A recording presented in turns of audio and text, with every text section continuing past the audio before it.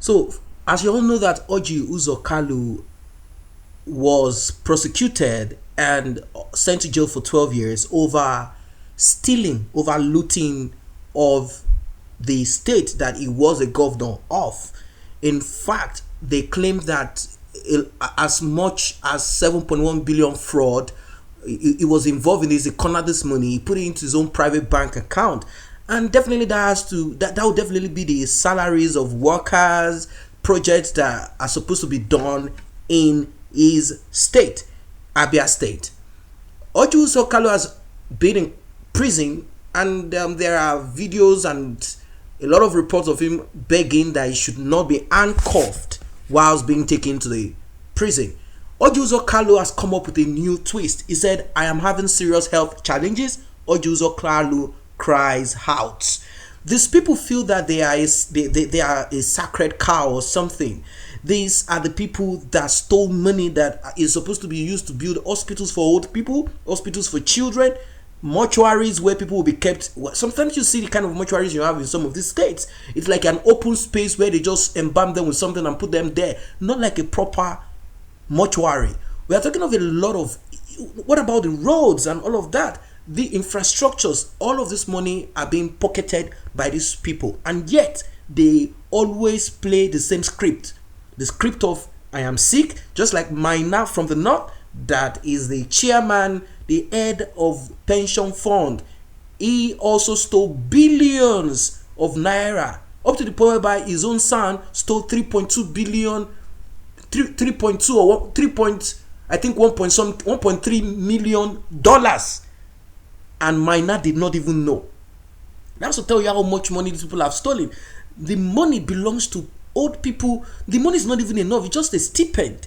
The same Maina, the president was warned about him, yet he brought in Maina, and Maina did all that he is good to do. So it's the same case with Orji Kalu. He's a former governor of Abia State who was on December 5th convicted of 7.1 billion naira fraud and sentenced to 12 years imprisonment. He has urged the court to grant him a post-conviction bail.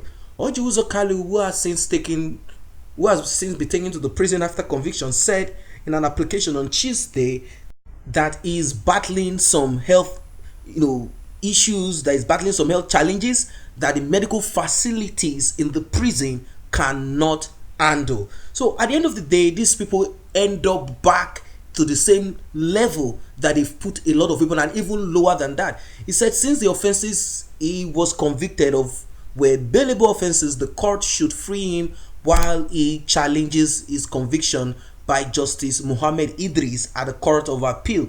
He also stressed that as the chief whip of the Senate and the senator representing Abia North Senatorial District, the interest of his constituents would be in jeopardy if he was kept behind bars. What a shame. This man still has the authority, the audacity to speak about a job. This is the same person that had the same political position that people expected him to serve. He stole a lot of money. Now he's talking about how, of course we know what it is. The Senate is simply the retirement home of all of the criminals. Rochas Okorocha is also there.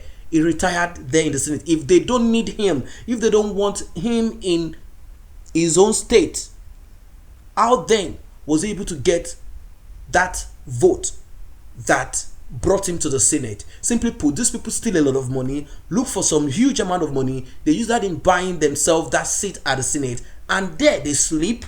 Sometimes they come up with some stupid nonsensical bill, and eventually they retire. If some of them want to proceed, they say, okay, you know what, now it's time for me to become a president, so that they can say yes. That's self-aggrandizement, like, yes, in my life I achieved everything. You can only achieve such in a system that is not working well. This man should have been prosecuted even more for saying that he is the chief whip of the Senate and a senator representing Abia North, the same Abia State that he stole them blindly.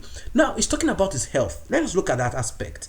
These people, one way or the other, either they represent the country in the presidential level, or they represent the country senatorial, represent the country either as a local government chairman, as a governor. All these positions that they had that they are occupied. One would have thought that they would be able to make an impact and change the lives of people, thinking back that this might be my family member that would need these facilities, this might be me later in future, it could be just anybody, but because these people think only of themselves, they are afraid, they practice nepotism. Look at him saying, I know we know that this is just a script and excuse, but saying that the health issues and challenges that he had, that it cannot be dealt with in the facility, in the hospital. Definitely the next thing he wants to do is to fly out of Nigeria, and he's going to get some doctors over there. We have corrupt doctors abroad too, and these corrupt doctors are going to do just like how they do for S0N. Madueke. He's going to come up with some prostrate cancer story, and he's going to get some documents in effect, and he's going to say, you know what, I'm still there, I can't come to the court, my lawyer will represent me, I am sick, it might fly out of there, go to America, Canada, United Kingdom, any of those places. As long as he is able to give one or two corrupt politicians there some money, they will keep quiet also, and he's going to stay in there, or get some doctors to do what they need to do. And since he's bringing money to put in their bank, sometimes they might just decide to keep quiet about it and keep him in their country whilst he's there claiming that he is taking care of his health. They want to run out of the country, the same country that they ripped. These people are so evil, they are so demonic, they are so terrible, they are so bad. How could you have done this to Abia State? How could you have done this to your own people?